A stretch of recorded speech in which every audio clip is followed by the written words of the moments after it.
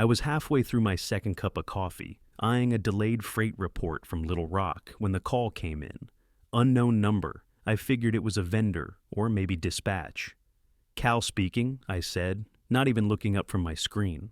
A woman's voice answered, polite but clipped. Mr. Cal Mercer? Yeah. This is Monica Simmons from First Liberty Bank, Kansas City branch. I'm calling about the mortgage on 1418 Glenmore Lane. Your account is 90 days past due. I let out a short laugh, confused as hell. You got the wrong guy. I don't have a mortgage in Kansas City. There was a pause. You signed for the property last November. 3-car garage, in-ground pool, wrap-around porch. Now she had my attention. My stomach dropped, and I leaned back in my chair. I think there's some kind of mistake. I have the original loan documents here. Your name, your social security number, your signature. Lady, I haven't bought a new truck in 12 years, let alone a damn mansion in Overland Park. She didn't laugh. I can email you the documents right now. Before we go further, quick note, where are you watching from today? Drop your city or country in the comments. She sent the email, I opened it, and just like that, everything in me went still. My full name, my social, my employer. The damn signature even looked like mine, but it wasn't. Not quite. Something about the loop on the C was off, like whoever signed it had studied my hand but didn't quite get it right. I just sat there staring at it. Couldn't move. Couldn't think. My jaw locked up so tight my molars hurt. Then a thought hit me like a sledgehammer to the spine.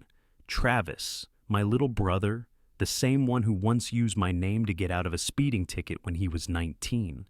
The same one who'd begged me for money last year to save his trailer and promised he was done screwing up.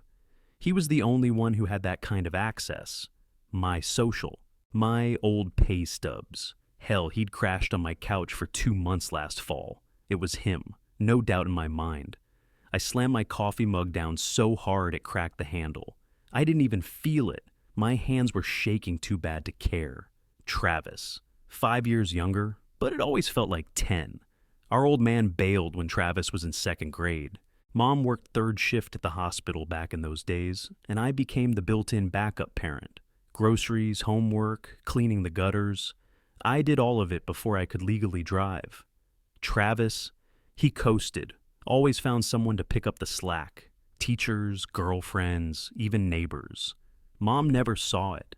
To her, he was still that sweet little boy with a cowlick and scraped knees. I was the one who fixed the furnace in winter, drove her to chemo, and paid the bills when they piled up. Travis showed up 2 days late to the hospital, wearing a suit. I'm pretty sure he borrowed from a dead guy. He said a few words, cried real tears, and disappeared before we'd even cleared the food table. That was kind of his thing. Show up just long enough to leave a mark, then vanish when the check came due. I bailed him out more times than I can count. $4,000 when his car got repoed. $1,000 for a DUI lawyer. Hundreds here and there for bounced rent checks, broken phones, some girlfriend's vet bill, always with the same promise. I'll pay you back, I swear. Last year, I wired him $4,500 to stop his trailer from getting foreclosed. He cried on the phone, said this time was different.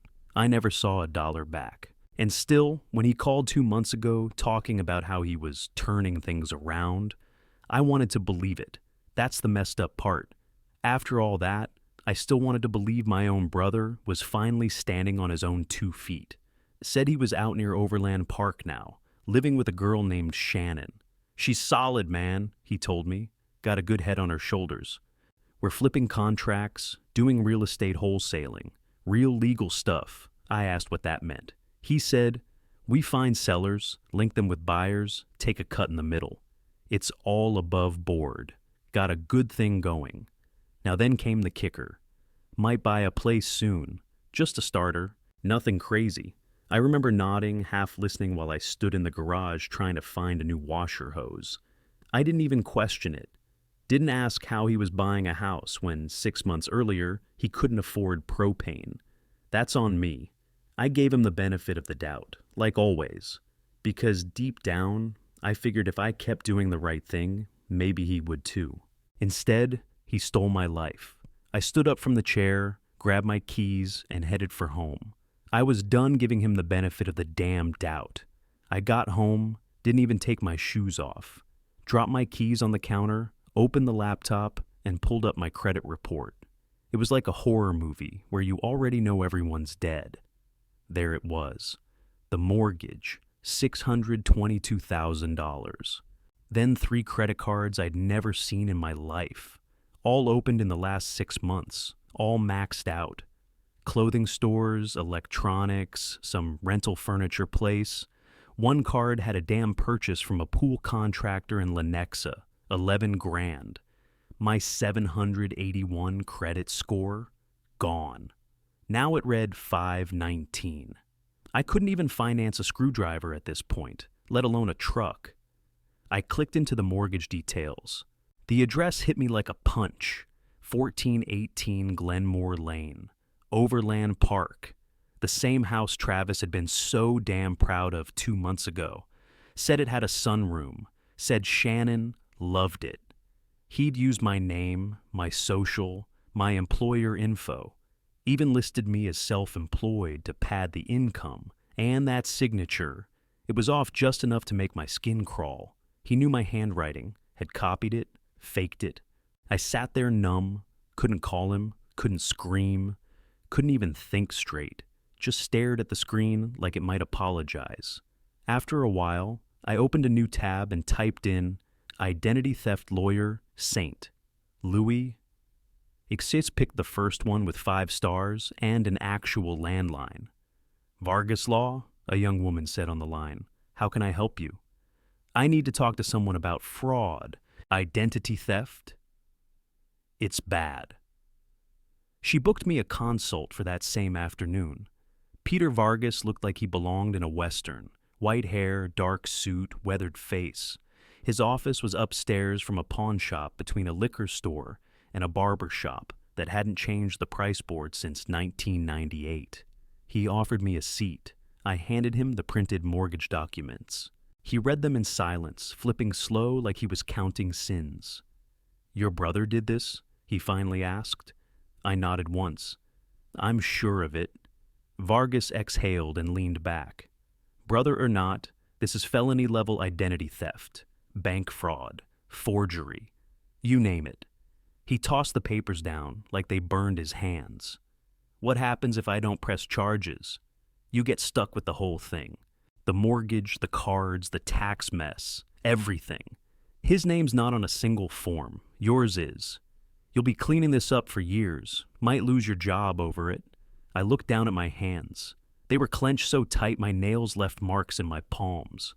Look, he said, softer now. This isn't just family drama. This is federal-level fraud. If you don't take action, no one's going to fix it for you. I nodded, jaw tight. What do I do first? I'll file a police report, start the affidavit process, notify the bureaus, and send a cease and desist to the banks. But we need to get ahead of this fast. He pushed a stack of forms toward me. Sign here, here, and here. I signed every line. As I slid the last page back to him, he looked at me dead on. You either go through him or through the courts. No way around it. Travis hadn't picked up his phone in 4 days. No texts back, no voicemails returned. So I stopped calling. Instead, I got in my truck and drove the 3.5 hours to Overland Park. The neighborhood looked like a damn magazine spread. Fresh-cut lawns, brick mailboxes, 3-story houses with double-pane windows and triple-car garages. Not the kind of place you live in when you're broke and bouncing checks. I pulled up to 1418 Glenmore and just sat there for a second, staring. Beige stone, white columns, slate roof. A silver BMW in the driveway with temp tags. My stomach turned. That was my name on the loan for all this. I walked up and knocked. A woman opened the door, early 30s, dark ponytail, no makeup, holding a half-eaten granola bar like I'd interrupted breakfast. She blinked twice. Can I help you? Shannon? Yeah.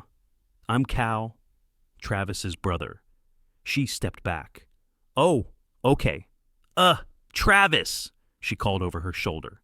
He came strolling down the hallway barefoot, wearing athletic shorts and a t-shirt like it was just another Sunday. Looked surprised for half a second, then gave me that crooked smirk he always used when he got caught and thought he could talk his way out. "Hey man, what's up?" I held out the mortgage packet. "We need to talk. You forged my name to buy this place." He glanced at the papers like they were junk mail. "You said I could," he said, cool as hell. "You said if I found a place, you'd back me up." "Don't play me, Travis." "I never said that. You stole my identity, my credit, my goddamn social security number, and now you're 90 days behind on payments." Shannon's face changed immediately. She looked at him, wide-eyed. "What's he talking about?" He turned on her fast. "It's handled," he said, sharp. "Just go upstairs, babe." She didn't move, just looked back and forth between us. I stepped inside and closed the door behind me. "Don't try to run that smooth talk crap on me. You screwed me, Travis. You wrecked my credit. You stole from me." He dropped the smirk. "You're blowing this out of proportion. I was gonna make the payments. It just got tight." "Tight?" I snapped. "You think tight covers 600 grand in fraud? You used my damn name to lie to a bank." He pointed at the loan packet. "You don't understand how this stuff works." I talked to a guy. He said, as long as the paperwork clears and I don't default, it's not a big deal. "You already defaulted, you idiot. That's why the bank called me. You think I wouldn't find out?" Shannon crossed her arms. "Is this real, Travis?" He didn't answer, just looked at her like a kid caught cheating on a test. "Tell her," I said. He rolled his eyes. "Fine. Yeah, okay, I used his info. But I'm paying it off, all right. It's not like I'm some scam artist." I laughed, loud and sharp. "You are exactly that." Then he tried it, the gaslight routine, started talking fast. "You said you'd help me. You know how hard it's been? The banks are predatory. And let's be honest, Mom wouldn't even have had a funeral if it wasn't for me keeping her sane those last few months. Don't you drag Mom into this? She always said you had it easy, Cal. You got the job, the house, the savings." I stepped closer. "You had every damn chance I gave you, and you burned all of them." He went quiet, then gave me the final Hail Mary. I stared at him for a second, then said it plain. "I filed a police report this morning." His face cracked. For the first time, I saw fear under that smug expression. "You serious?" "Dead serious." Shannon backed away like she didn't want to catch the fallout. Travis just stood there like a guy realizing he finally ran out of exits. I turned around, opened the front door, and walked out. Didn't say another word. I was halfway home, still gripping the steering wheel like it owed me money, when my phone lit up. Mom. I almost didn't answer. I should have let it ring. The second I picked up, she was already yelling. "How could you do this to your brother? Call the cops on your own blood?" My jaw clenched. "He stole my identity, Mom. He said you agreed to help him. He's finally getting his life together, and you're trying to ruin it."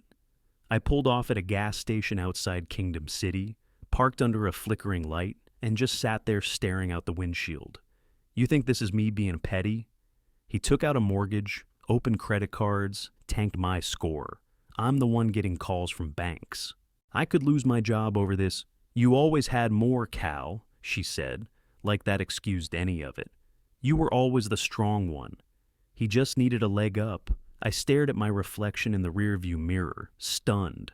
My own mother defending a felon because he used to be cute with a runny nose. "He needed a leg up," I said, voice low. "Mom, I gave him everything. Every time he screwed up, I was there.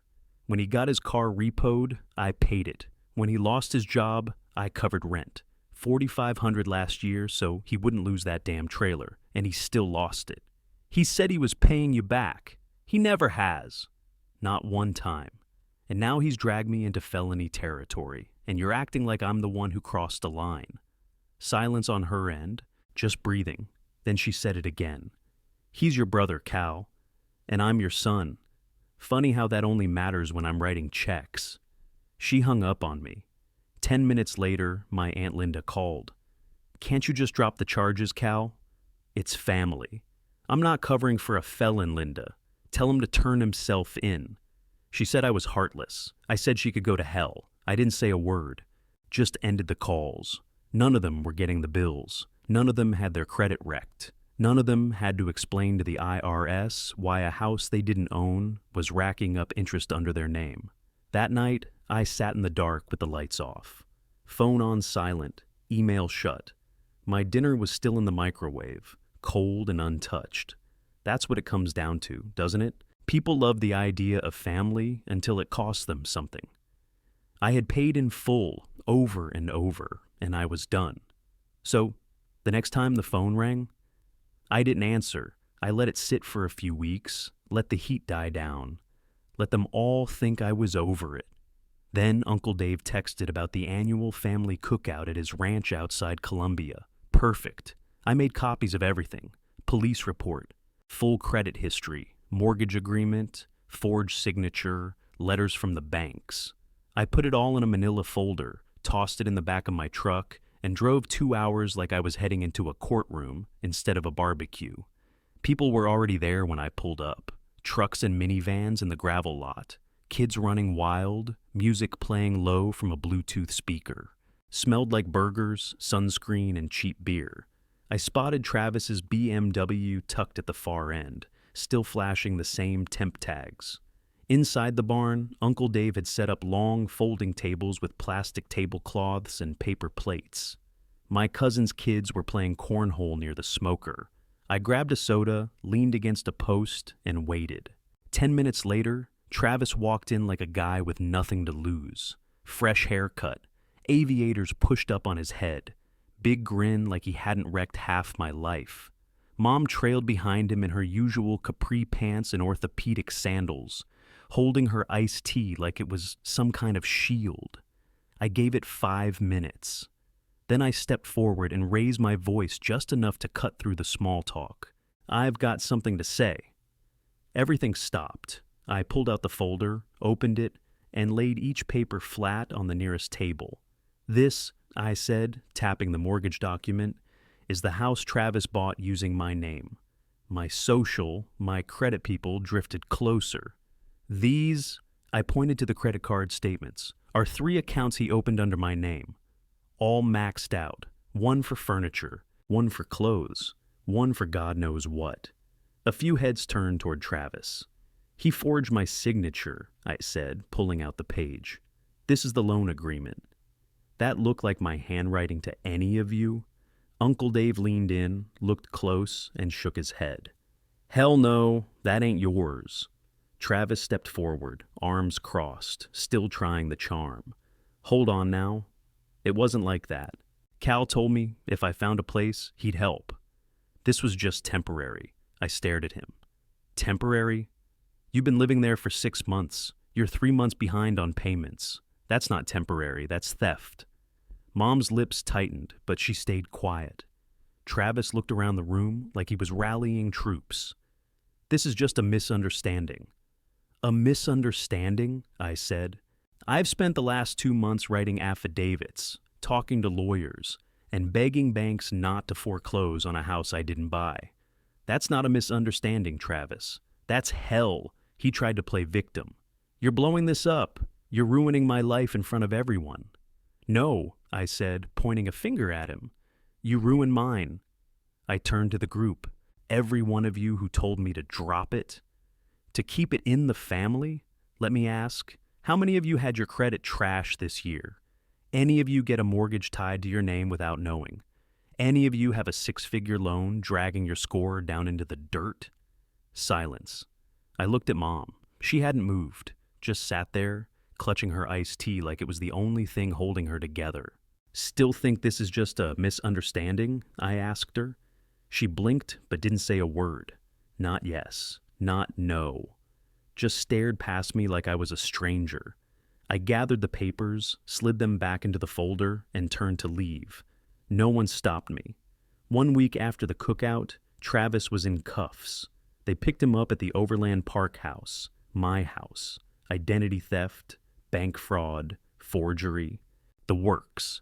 Peter called me that afternoon and said, "It's done." I didn't feel relief, just tired. He made bail the next day. Surprise, surprise. Mom put her name on the line. Again. Probably took out a loan on the house she couldn't afford without my help to begin with. And even then, she didn't call me. She didn't have to. I knew. He took a plea deal. 3 years probation, 300 hours of community service, and restitution. That last one made me laugh. Like whatever Travis scraped together working minimum wage would ever cover $600,000 plus interest. Still, it was something. A damn court order at least made it real. And then the cleanup started. I spent the next 6 months living on hold. Banks, credit bureaus, fraud units, government lines with elevator music and dead air. I filled out form after form, swore under penalty of perjury that I didn't open those cards, didn't buy that furniture, didn't own that damn house.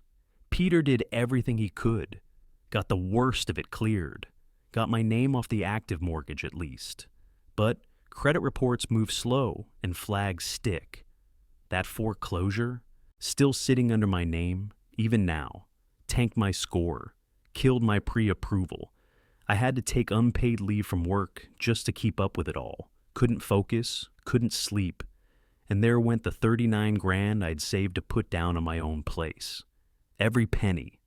Gone. It was like trying to rebuild a house while someone was still inside lighting matches. 2 months into the mess, Travis sent me a check. $50, mailed in an envelope with no return address and his signature scratched like a child. I stared at it for 10 seconds, then tossed it into a drawer, never cashed it. If it was an apology, it was a piss-poor one. If it was a joke, it wasn't funny. But I didn't stop. I filed reports, sent letters, met deadlines. Even when I wanted to throw the whole binder in the trash and say, screw it, I didn't. Because no one else was going to fix what he broke. Not Mom, not the courts, not Travis, me. I was the one who had to answer when a collections agent called. I was the one who had to explain to HR why I was locking my credit and reporting fraud alerts. I was the one who had to push through the mess while everyone else got to forget. I didn't do it for revenge. I did it to get my damn life back. 9 months later, I stopped at a gas station off X70, middle of nowhere between Columbia and home. Just wanted a bottle of water and 5 minutes of quiet.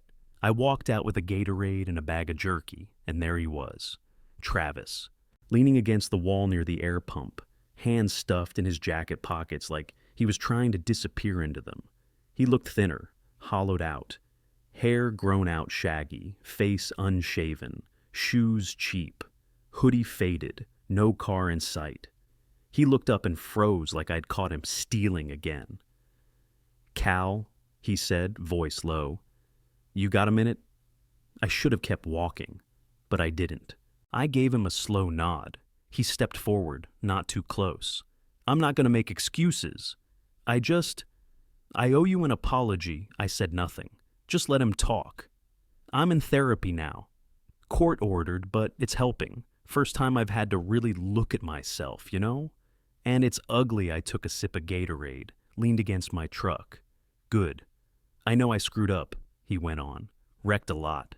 Not just the money, the trust, the family. That word hit wrong coming from him. I didn't react. "I envied you, Cal," he said, finally meeting my eyes. "I thought you had everything figured out. Good job, stable life, people respect you. I always felt like the loser I snorted. You think any of this came easy? I didn't back then. I thought you just got it. I didn't see what it cost you. It cost me everything," I said. "Because while you were off chasing shortcuts, I was picking up the slack." He nodded, slow. "Mom covered for me too long, treated me like I couldn't do any wrong. I leaned on that, took advantage I stayed quiet. I never had to deal with consequences, not until now." "Well," I said, "now you do." He looked down. "I'm working part-time at a tire shop, trying to make the payments the court ordered. I know it's pennies, but I'm not skipping them. I believe that much. He looked like someone who knew he was on the edge. Then he asked, "You think we'll ever be close again?" That made me look at him, really look, not as my brother, not as the screw-up, just as the man he was, now, beaten down, embarrassed, maybe finally starting to get it. "Maybe," I said, "but only if you stay honest, and stay the hell away from my finances." He gave a tight smile. "Fair enough." There wasn't much else to say. We stood there a minute longer, the hum of the highway in the background, cars rolling past like none of this mattered to the world at all. He stuck out his hand. I shook it. Then I got in my truck, started the engine, and pulled out without looking back. A year and a half after that first call from the bank, I sat in my credit counselor's office, arms crossed, ready for bad news. She clicked around her screen, nodded once, then smiled. "Your score's at 744. You're back in business. I didn't cry. I don't cry." But I sat there for a second, shoulders locked, brain blank. Thought about the loan I couldn't co-sign for my niece, the truck I couldn't finance, the apartment I almost lost, the job I nearly quit from stress. Then I stood up, shook her hand, and walked out into the parking lot like a man finally stepping off a battlefield. I drove straight to a steakhouse. Nothing fancy. Just me, a ribeye, and a beer. I didn't toast to forgiveness or family or faith. I toasted to survival, not victory, just survival. The kind where you crawl, not run. Where you stitch up your own wounds with whatever thread you've got left. My family's still a mess. Mom and I talk maybe once a month, usually about the weather. Small talk, safe talk. She still won't say what she really thinks, and I've stopped needing to hear it. Travis makes payments now, tiny ones, $40 here, $60 there. It won't touch the damage, but at least he's trying. And to be fair, he hasn't missed one since the court made it official. I give him that. I never bought the house I wanted. Not yet. Couldn't stomach the paperwork, honestly. Not after what happened, but I'm saving again. Slowly, carefully. Every dollar feels earned in blood. People think betrayal's some dramatic scene. Shouting, slamming doors, courtroom confessions. It's not. Sometimes it's a familiar voice on your voicemail. A signature that's almost yours. A slow leak that drowns your whole damn life before you even know it started. Most folks won't understand what it feels like to get gutted by your own blood. To lose your credit, your name, your footing, because someone who was supposed to protect you decided their mess was more important than your peace. But I do. And I'll tell you what I told myself every night for those first 6 months, when the letters kept coming, when I was counting pennies, when no one in the family had my back. I didn't fold, I didn't run, I held the line, I did the hard thing. And I came out the other side, not untouched, but not broken either.